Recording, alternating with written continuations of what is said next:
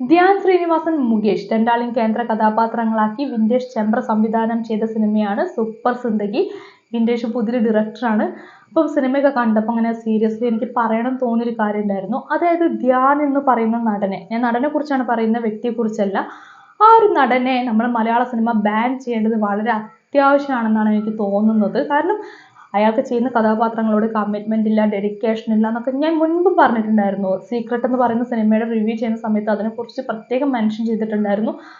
ആ ഒരു സിനിമയ്ക്കകത്ത് എന്തൊക്കെയാണോ കാണിച്ചു വെച്ചിരിക്കുന്നത് അത് തന്നെയാണ് ഈ സിനിമയ്ക്കകത്തും കാണിച്ചിരിക്കുന്നത്. പെർഫോമൻസ് വളരെ മോശമാണ്, അഭിനയിക്കാൻ അറിയില്ല, ചുമ്മാ വന്ന് നിരന്തരം ഫ്ലോപ്പുകൾ മാത്രം തന്നു പോകുന്ന ഒരു നടനായി മാത്രമാണ് മലയാള സിനിമയിൽ ധ്യാൻ വന്നുകൊണ്ടിരിക്കുന്നത്. അപ്പൊ ഇത്രയും അധികം പ്രൊഡ്യൂസേഴ്സ് എന്തിനാണ് ക്യാഷ് നഷ്ടമുണ്ടാക്കുന്നതെന്ന് എനിക്ക് മനസ്സിലായിട്ടില്ല.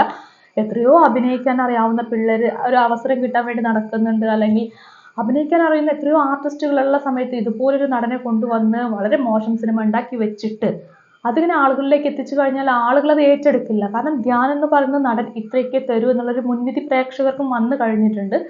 അതുകൊണ്ട് ആ പ്രേക്ഷകരുടെ മുൻപിലേക്ക് ഇത്തരം സിനിമകൾ കൊണ്ടുവന്ന് ആ ഒരു മുൻവിധിയെ മാറ്റിമറിക്കുക എന്നുള്ളത് അത്ര എളുപ്പത്തിലുള്ള കാര്യമൊന്നുമല്ല. മാത്രമല്ല എനിക്ക് എപ്പോഴും തോന്നാറുണ്ട് ധ്യാനെ സംബന്ധിച്ചിടത്തോളം ധ്യാൻ ഇത്രയേറെ ലാഘവത്തോടു കൂടി കഥാപാത്രങ്ങൾ സമീപിക്കുന്നതിന്റെ കാരണം ഒരു പക്ഷേ നെപ്പോ കിഡായി വളർന്നതിന്റെ ഒക്കെ ആ ഒരു സൗഭാഗ്യങ്ങളെല്ലാം അനുഭവിച്ചത് കൊണ്ടോ അല്ലെങ്കിൽ വളരെ എളുപ്പത്തിൽ എല്ലാം കാൽച്ചുവട്ടിൽ എത്തിയതിന്റെ ഒക്കെ ലാഘവമായിരിക്കും ധ്യാൻ കാണിക്കുന്നത്. ഏതായാലും ധ്യാന്റെ ഈ വർഷത്തെ 8ാമത്തെ സിനിമയാണ് ഇറങ്ങിയിട്ടുള്ളത്. എല്ലാം ഒന്നിനൊന്ന് ദയനീയമായ അവസ്ഥ തന്നെയാണ്. 1-2 സിനിമകൾ കുഴപ്പമില്ല, കമ്പാരിറ്റീവ്ലി കുറച്ചുകൂടി ബെറ്റർ എന്നൊക്കെ വേണമെങ്കിൽ നമുക്ക് പറയാവുന്നുള്ളൂ. ബാക്കിയെല്ലാം വളരെ മോശമായിട്ടുള്ള അവസ്ഥ തന്നെയായിരുന്നു. ഇനി സൂപ്പർ സിന്ദഗിയിലേക്ക് വരികയാണെങ്കിൽ 2 യുവാക്കളുടെ കഥയാണ് പറയുന്നത്. ധ്യാൻ ചെയ്യുന്ന സിദ്ധാർത്ഥ സിദ്ധു എന്ന് പറയുന്ന കഥാപാത്രം, മുകേഷ് ചെയ്യുന്ന മുജീബ് എന്ന് പറയുന്ന കഥാപാത്രം. അത്യാവശ്യം ഉടായ്പകളൊക്കെ ആയിട്ട് ജീവിക്കുന്ന കഥാപാത്രങ്ങൾ തന്നെയാണ്. ഉടായ്പിലൂടെ എളുപ്പത്തിൽ എങ്ങനെ പണം കണ്ടെത്താം എന്നൊക്കെ വിചാരിക്കുന്ന ഒരുപാട് മലയാളി മനുഷ്യരുടെ പ്രതിനിധികൾ തന്നെയാണ് രണ്ടുപേരും. ഒരു ഘട്ടത്തിൽ അവർക്ക് കർണാടകയിലെ ഒരു റിമോട്ട് വില്ലേജിൽ ജീവിക്കുന്ന രുദ്ര എന്ന് പറയുന്ന ഒരാളെ പരിചയപ്പെടേണ്ടി വരുന്നു. അയാളെ കാണാൻ വേണ്ടി അങ്ങോട്ട് പോവേണ്ടി വരുന്നു. അങ്ങനെയുള്ള കുറെ കാര്യങ്ങളിലൂടെയാണ് പോകുന്നത്. പക്ഷേ ഇതിന് പ്രത്യേകിച്ച് ലോജിക്കൊന്നുമില്ല സംഭവത്തിൽ.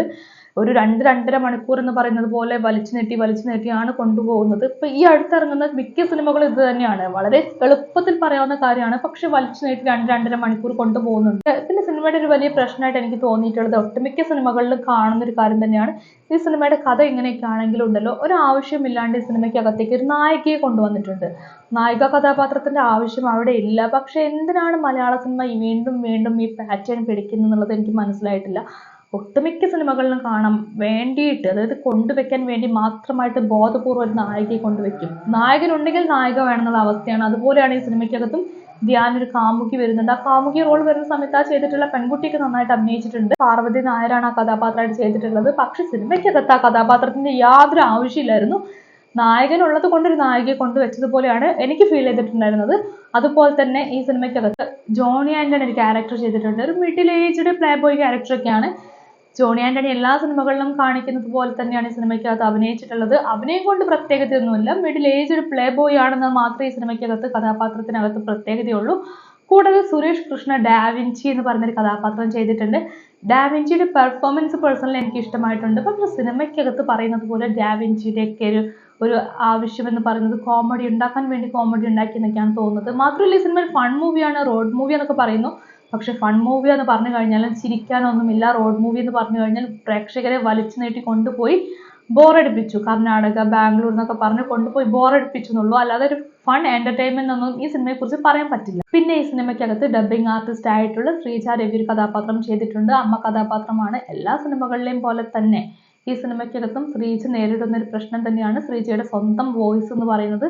അമ്മ കഥാപാത്രം ചെയ്താലും 20 വയസ്സുള്ള പെൺകുട്ടികളുടെ ശബ്ദം തന്നെയാണ് പുള്ളിക്കാരുടേതായിട്ട് നമുക്ക് ഫീൽ ചെയ്യുന്നത്. അപ്പം ഈ സിനിമയ്ക്കകത്തും ആ ശബ്ദത്തിൻ്റെതായിട്ടുള്ള പ്രശ്നം നമുക്ക് ഫീൽ ചെയ്യുന്നുണ്ടായിരുന്നു. പിന്നെ സിനിമ മൊത്തത്തിൽ എടുത്ത് നോക്കുകയാണെങ്കിൽ പ്രത്യേകിച്ച് കഥയൊന്നുമില്ല. 2.5 മണിക്കൂർ ഒരു നിധിവേട്ടയുമായി ബന്ധപ്പെട്ട്, കർണാടക യാത്രയുമായി ബന്ധപ്പെട്ട് എന്തൊക്കെയോ കാണിക്കുന്നു. ഇത്രയും മോശമായിട്ടുള്ള സ്ക്രിപ്റ്റ് എന്ന് പറയുന്നത്, അല്ലെങ്കിൽ ഈ വർഷം ഞാൻ കണ്ട ഏറ്റവും വേഴ്സ്റ്റ് മൂവി എന്ന് തന്നെ ഈ സിനിമയെ കുറിച്ച് പറയാൻ പറ്റും. അത്രയും മോശമായിട്ടാണ് 2.5 മണിക്കൂർ സിനിമ കൊണ്ടുപോയിട്ടുള്ളത്. പിന്നെ ഈ സിനിമയ്ക്കകത്ത് നമ്മുടെ ബിഗ് ബോസ് ഫെയിം ആയിട്ടുള്ള ഋതുമന്ത്ര ഒരു ക്യാരക്ടർ ചെയ്തിട്ടുണ്ട്. അത്ര ഇമ്പോർട്ടൻ്റ് ആയിട്ടുള്ള ക്യാരക്ടർ ഒന്നല്ല. അവരിപ്പോൾ ഒരു ആർട്ടിസ്റ്റിനെ കൊണ്ടുവന്ന് ഇത്തരത്തിലുള്ള കുഞ്ഞു റോളുകൾ കൊടുക്കുന്നതിനോട് പേഴ്സണലി എനിക്ക് വിയോജിപ്പ് തോന്നിയിട്ടുണ്ട്. അതേപോലെ തന്നെ നമ്മുടെ ക്യാമറയെ കുറിച്ച് പറയുകയാണെങ്കിൽ എൽദോ ഐസക്കാണ് ക്യാമറ ചെയ്തിരിക്കുന്നത്.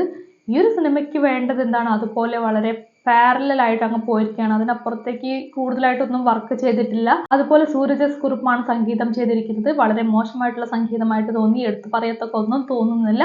അങ്ങനെ ടെക്നിക്കൽ സൈഡൊക്കെ എടുത്തു നോക്കുകയാണെങ്കിൽ പറയത്തക്ക ഒന്നും കാണുന്നില്ല. എല്ലാം ബിലോ ആവറേജ് ഫീലാണ് എനിക്ക് തന്നിട്ടുള്ളത്. അതുകൊണ്ട് തന്നെ എല്ലാ ധ്യാൻ സിനിമകളെയും പോലെ തന്നെ നിരാശ തരുന്നൊരു സിനിമ തന്നെയാണ് ഇതും.